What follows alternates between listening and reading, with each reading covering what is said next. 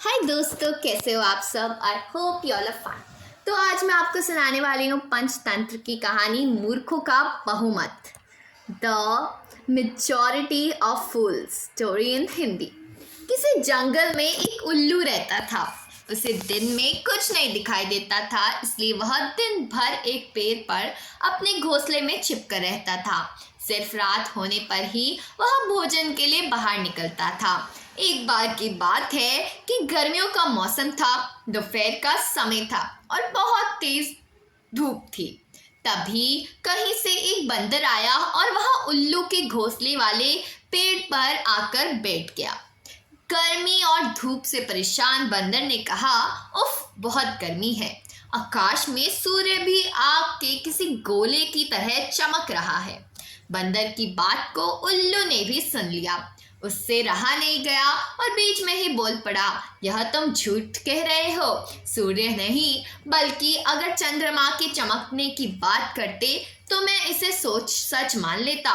बंदर बोला, भला दिन में चंद्रमा कैसे चमक सकता है? वह तो रात में चमकता है और यह दिन का समय है, तो दिन में सूर्य ही चमकेगा। यही कारण है कि सूर्य की तेज रोशनी की वजह से बहुत ज्यादा गर्मी हो रही है। उस बंदर ने उल्लू को अपनी बात समझाने का बहुत प्रयास किया कि दिन में सूरज ही चमकता है, चंद्रमा नहीं।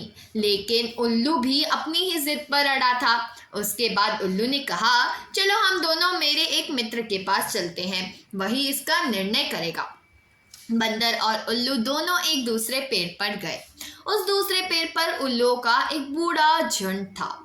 उल्लू ने सभी को बुलाया और उनसे कहा कि दिन में आकार में सूर्य चमक रहा है या नहीं, यह तुम सब मिलकर बताओ। उल्लू की बात सुनकर उल्लुओं का पूरा झुंड हंसने लगा।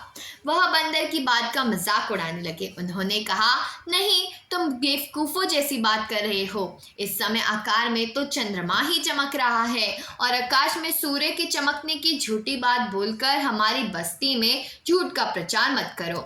उल्लू के झुंड की बात सुनने ही बंदर अपनी बात पर अड़ा हुआ था, जिसे देखकर सभी उल्लू गुस्सा हो गए। वे सारे के सारे बंदर को मारने के लिए उस पर झपट पड़े।